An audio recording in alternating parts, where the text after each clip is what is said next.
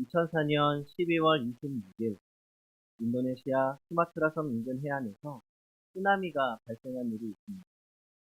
당시에 23만 명에 달하는 엄청난 사람이 목숨을 잃었던 끔찍한 사건이었습니다. 당시 쓰나미는 30m가 넘었고 시속 800km의 속도로 동남아의 해안을 덮었다고 합니다. 쓰나미가 휩쓸고 간 자리는 말 그대로 초토화되었습니다. 남은 것이라곤 쓰레기 더미뿐입니다. 그런데 놀랍게도 수마트라 섬의 원주민들은 사전에 모두 안전한 곳으로 대피를 해서 죽는 사람이 없었다고 합니다. 그 원주민들에게 과학적인 지식이나 어떤 첨단 장비가 있었기 때문에 미리 알고 피했던 것이 아닙니다. 그들은 예사롭지 않은 구름과 바람의 변화, 그리고 평소와 다른 동물들의 움직임을 보고 천재비련이 일어날 것을 예감했습니다. 그리고 미리 안전한 곳으로 대피를 한 것이었습니다. 그렇게 생명을 지킬 수가 있었습니다. 직감이라고 하는 놀라운 힘의 혜택이었습니다. 우리가 살아가면서 많은 정보의 도움을 받습니다. 또 정보에 기초한 것만이 확실하다고 생각하며 살아갈 때가 많습니다. 학문에서도 정확한 정보에 기초하지 않은 것은 이 불확실한 것으로 신뢰할 수가 없고 과학적인 근거가 될 수 없다고 말합니다. 그런데 생각해 보겠습니다. 우리가 언제나 정보의 힘으로만 선택하고 정보의 힘으로만 살고 있는가 하고 말입니다. 우리는 어쩌면 정보의 힘보다는 직관의 판단에 따라 살아갈 때가 훨씬 더 많습니다. 우리가 아무리 첨단 과학 시대를 살고 있다고 하더라도 그 과학적 지식이나 정보만으로 살아갈 수는 없습니다. 더구나 믿음으로 사는 우리에겐 더더욱 그렇습니다. 우리의 신앙은 어떤 데이터나 정보를 뛰어넘습니다. 데이터나 과학적 지식 또는 정보보다 훨씬 더 큰 힘이 있다는 것을 믿기 때문입니다. 그것은 바로 영적 감각입니다. 오늘 우리가 읽은 말씀에서 영적 감각이 얼마나 중요한지 생각해 볼 수 있습니다. 오늘 본문은 바울이 로마로 가기 위해서 배를 타고 가던 도중에 일어난 일입니다. 이 본래 바울은 예수 그리스도의 복음을 전한다는 것 때문에 유대인들로부터 고소받아 감옥에 갇히게 되었고, 당시 유대 왕이었던 아그리빠에게 재판을 받게 되었습니다. 하지만 로마 시민권자였던 바울은 로마 황제 가이사에게 재판을 받겠다고 항소합니다. 당시 로마의 시민권을 가진 사람은 이 로마 황제 앞에서 재판을 받을 권리가 있었습니다. 어디에서 죄를 범했든지 자신이 로마 황제 앞에서 재판을 받겠다고 하면 진행 중이던 모든 재판을 멈추고 로마 황제 앞에서 재판을 받게 됩니다. 그러니까 이걸 이용한 거죠. 이 평소에 로마를 지나서 스페인으로 가서 복음을 전하고 싶었던 바울은 절호의 기회라고 생각합니다. 그렇게 로마로 가던 배가 그레데 섬에 있는 미항이라고 하는 작은 항구에 도착하게 됩니다. 구절에서 말씀하고 있는 것처럼 그때는 금식하는 절기가 막 지난 때였습니다. 성서학자 브루스에 의하면 바울이 로마로 가던 주후 59년의 금식일은 오늘로 말하면 10월 5일경이었다고 합니다. 이때는 사실 항해하기에 적합하지 않은 계절이었습니다. 사도 바울도 이것을 잘 알고 있었습니다. 왜냐하면 이 바울은 복음을 전하기 위해서 여행을 많이 했던 사람입니다. 고린도후서 11장에서 고백한 것처럼 그는 배를 타고 가다가 난파되어서 목숨을 잃을 뻔한 일이 3번이나 있습니다. 그러니까 그런 경험에 비추어 보더라도 지금은 항해하기에 좋지 않은 시기였습니다. 그래서 바울은 여기에서 겨울을 지내자고 제안을 합니다. 그런데 이런 바울의 제안은 거절당합니다. 이 미항은 너무 작아서 겨울을 나기에 적합하지 않다는 이유 때문이었습니다. 근데 사실 이것보다 더 중요한 이유가 있었습니다. 뭐냐면 이 바울이 타고 가던 배는 무역을 하던 배였습니다. 그러니까 어떻게든 빨리 움직여야 조금이라도 더 많은 돈을 벌 수 있었던 거죠. 이 바울을 인솔하고 가던 백부장은 이 바울보다 선장과 선주의 말을 더 신뢰합니다. 뭐 상식적으로는 당연한 일이죠. 선장이 더 많은 것을 알고 있다고 생각할 수 있습니다. 그것만이 아니라 함께 타고 가던 사람들이 276명이었는데 그들 대부분이 선장과 선주처럼 하루라도 빨리 가기를 원했습니다. 이 12절을 보면 이렇게 말하죠. 아무쪼록 베닉스에 가서 겨울을 지내자 하는 자가 더 많으니. 그러니까 여기 작은 미항을 떠나서 65km 정도 떨어져 있는 이 베닉스에는 큰 항구가 있으니까 이 그리로 가자는 겁니다. 이 다수결의 원칙에 의해서 그들은 이 항을 떠납니다. 그런데 이 얼마 가지 못해서 큰 풍랑을 만나게 됩니다. 그리고 죽을 고생을 하죠. 18절을 보면 가지고 왔던 짐들을 다 바다에 던져버리고 돈을 벌기 위해서 빨리 가자고 고집했는데 돈될 만한 것들은 다 버려야 했습니다. 또 19절을 보면 배 안에 있던 모든 기구들도 다 버려야 했고 20절을 보면 여러 날 동안 풍랑이 계속되자 이제는 살아갈 소망까지 끊어졌다고 합니다. 뿐만 아니라 41절을 보면 배도 깨지기 시작합니다. 그러니까 모든 상황이 암울한 상황입니다. 이 바울은 어떻게 이런 상황을 미리 예견하고 멈추자고 할 수 있었을까요? 그것이 바로 영적 감각입니다. 하나님과 동행했던 바울, 하나님을 전적으로 신뢰했던 바울에게는 다른 사람들이 느끼지 못하는 이 영적 감각이 있었던 겁니다. 바울에게는 이 영적 감각이 있었기 때문에 모든 상황이 최악을 달려가고 있을 때도 하나님의 음성을 들을 수 있었고 또 하나님의 비전을 볼 수 있었습니다. 오늘 본문 바로 이어서 나오는 21절 이하를 보면 바울은 살 소망까지 끊어져 절망 속에 있는 사람들에게 하나님의 구원을 선포합니다. 하나님께서 바울에게 음성을 들려주신 거죠. 그것으로 바울은 다른 사람들에게 소망을 주었고 이 위기에서 벗어날 수 있는 방법이 무엇인지를 알려주게 됩니다. 성도 여러분, 하나님의 뜻은 과학적 지식이 많아지고 데이터나 정보가 많은 곳에서 이루어지는 것이 아닙니다. 많은 사람들이 원한다고 해서 많은 사람들이 결정했다고 해서 거기에서 하나님의 뜻이 이루어지는 것도 아닙니다.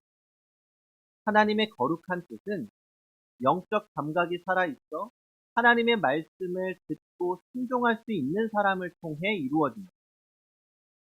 그러면 지금 여기 계신 성도님들은 영적인 감각을 갖고 살아가고 계십니까?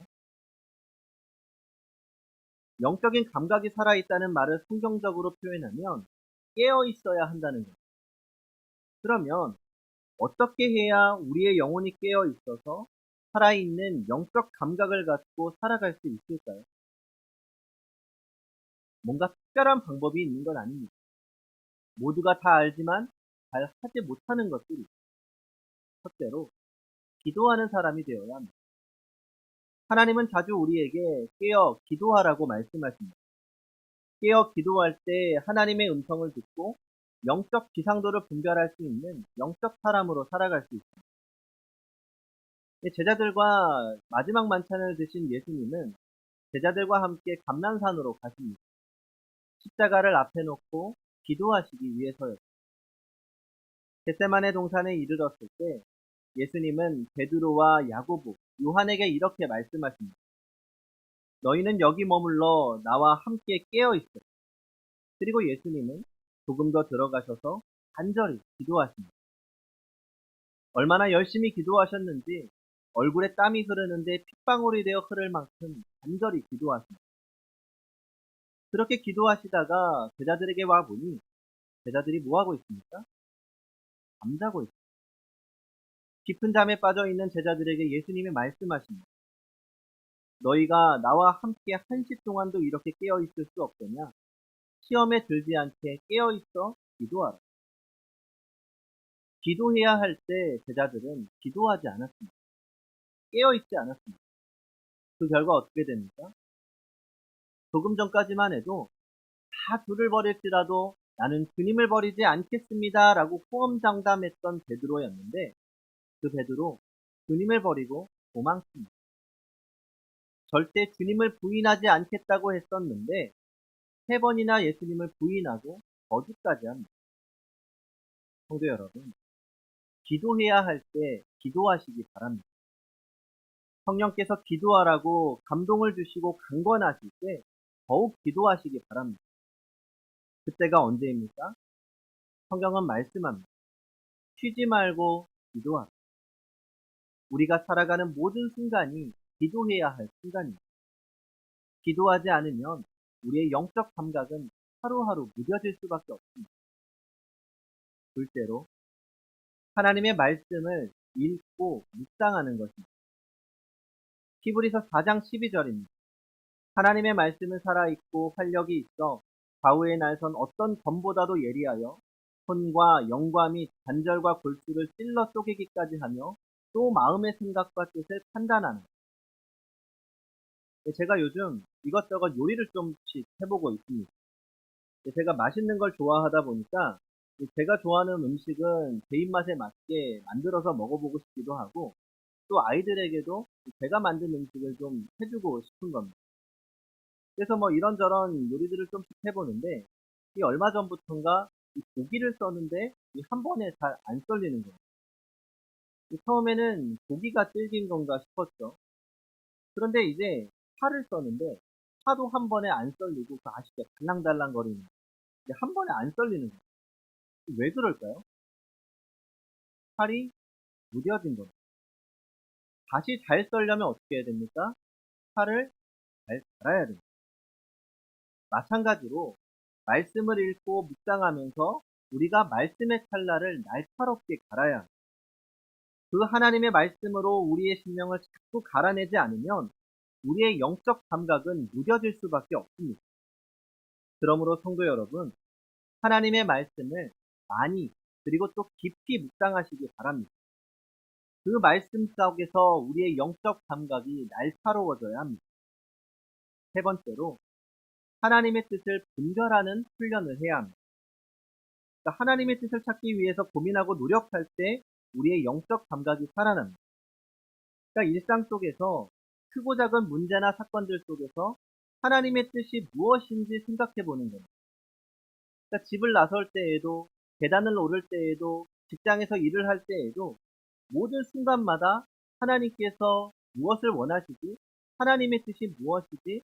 하나님께서 바라시는 것이 무엇이지? 하나님 입장에서 하나님 중심으로 생각하는 훈련을 해야 합니다. 그렇게 하나님 중심으로 생각할 때 우리의 영적 감각이 살아나서 모든 순간에 하나님의 뜻을 발견하게 되는 겁니다. 왜 우리가 하나님의 뜻을 찾기 어려운 줄 아십니까? 그러니까 평소에 그런 노력을 하지 않는 겁니다. 그러니까 쉽게 찾을 수 있는 사건이나 문제 속에서도 하나님의 뜻을 구하지도 않고 발견하지도 못하는데 어떻게 깊은 곳에 숨겨진 하나님의 뜻을 찾아낼 수 있겠습니까? 우리는 일상 속에서 작은 일들 속에서 쉽게 찾을 수 있는 사건들 속에서 하나님의 뜻을 찾으려는 영적 훈련이 필요합니다. 네 번째로 영적인 감각을 살리는 또 하나의 방법이 있습니다. 이것은 역설적인 이야기지만 다른 감각들이 무뎌져야 합니다. 제가 무협지 소설을 좋아해서 종종 이야기를 한 적이 있습니다만 이 무협지의 특징 중 하나가 처음에는 약했던 주인공이 여러 가지 훈련을 하면서 점점 강해진다는 겁니다. 그런데 제가 읽었던 소설 중에 좋아했던 주인공이 있는데 이 주인공은 뭔가 천재적인 능력이 있는 게 아니라 굉장히 평범한 능력의 주인공이었어요. 이 주인공이 강해지기 위해서 정말 피나는 훈련을 하죠. 그런데 그 훈련 중에 이런 훈련이 있었습니다. 처음에는 눈을 가리고 생활하는 겁니다. 아마 이런 이야기 들어보셨을 거예요. 이 앞이 안 보이는 맹인분들은 소리나觸각에 더 민감하다고 합니다. 눈이 보이지 않으니 다른 감각이 더 예민해지는 거예요. 그래서 이 주인공도 소리에 대한 감각을 기르기 위해서 눈을 가리고 생활합니다. 그렇게 처음에는 눈을 가리고 그 다음에는 청각을 가리고 또 그 다음에는 후각을 가리면서 감 하나하나 극대화해 나간다는 내용입니다. 그렇게 얻은 감각이 육감인 거예요. 공상소설이지만 실제적으로 다른 감각을 가리면 남은 감각이 훨씬 더 예민해지는 것은 우리도 쉽게 경험할 수 있습니다. 마찬가지로 우리도 영적인 감각을 위해서 다른 것들에 무뎌져야 돼요. 우리가 세상적인 것에 너무 많은 관심을 갖고 신경 쓰다 보면 영적인 감각은 무뎌질 수밖에 없습니다. 돈 버는데 온 신경이 집중되어 있는 사람이 영적으로 탁월한 감각을 가진 신앙인으로 살 수 있을까요? 쾌락을 즐기는데 온 정신을 다 빼앗긴 사람이 영적 감각을 살리는데 얼마나 노력하겠습니까? 친구들과 노는 것, 드라마, 스포츠, 이런 것들에 민감하게 발달한 분이 얼마나 하나님이 주시는 기쁨에 민감할 수 있을까요? 우리는 세상적인 것에 민감해져야 합니다. 그래야 영적 감각이 살아납니다. 영적 감각이 살아나야 우리는 모든 삶 속에서 기적을 만들어가는 창조적인 삶을 살 수 있습니다. 처음에 말씀드린 인도네시아 수마트라 섬의 원주민들은 현대과학이나 현대 문명에는 별로 관심이 없습니다. 그러나 그들은 대신에 자연의 흐름이나 변화에는 아주 민감하게 반응했어요. 그쪽에 대한 감각이 살아있는 거예요. 그래서 그들은 엄청난 쓰나미가 몰려올 때 그것을 미리 직감하고 대피할 수 있었어요. 만약 그들이 그들의 주위를 둘러쌌던 현대과학이나 문명의 정신이 빼앗기고 그것을 답습하려고 노력했다면 자연을 통해 느낄 수 있었던 감각들은 잃어버리고 말았을 것입니다. 현대인들은 과학적 정보나 현대 문명 때문에 직관의 능력을 상실해 가고 있습니다. 현대 속에 살아가고 있는 우리 신앙인들도 현대의 문명과 이기로 인해서 영적 감각을 상실한 채 살아가고 있습니다.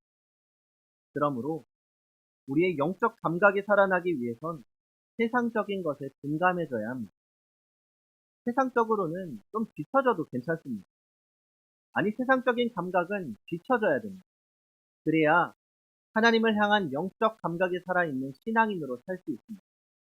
그리고 그때 우리를 향하신 하나님의 뜻을 구별하고 그 말씀에 순종하며 하나님의 일하심을 경험하게 되는 것입니다. 옛날에는 배가 항구에 들어가려고 하면 밀물을 기다려야 했다고 합니다.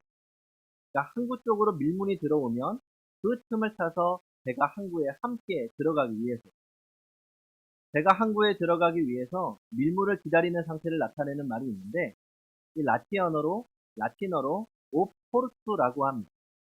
이 옵이라는 말은 앞이라는 뜻이고 포르투라는 말은 항구를 가리킵니다.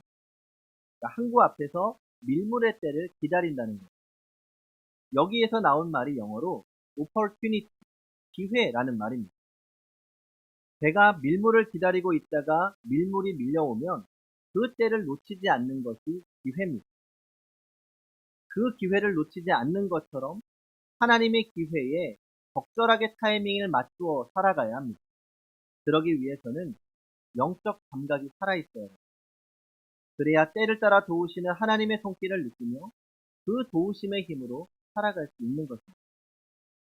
성도 여러분, 우리의 영적 감각 살아있습니다.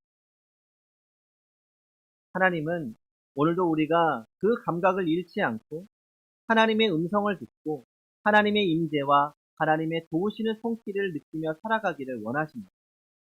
그러므로 영적 감각을 살아있도록 좀 더 기도하고 좀 더 말씀을 읽고 세상 것에 무디어지시기 바랍니다. 그렇게 매일 매 순간 우리와 함께 하시는 하나님을 느끼며 하나님의 도우심 안에서 날마다 승리하는 성도님들이 되시기 바랍니다. 기도하겠습니다.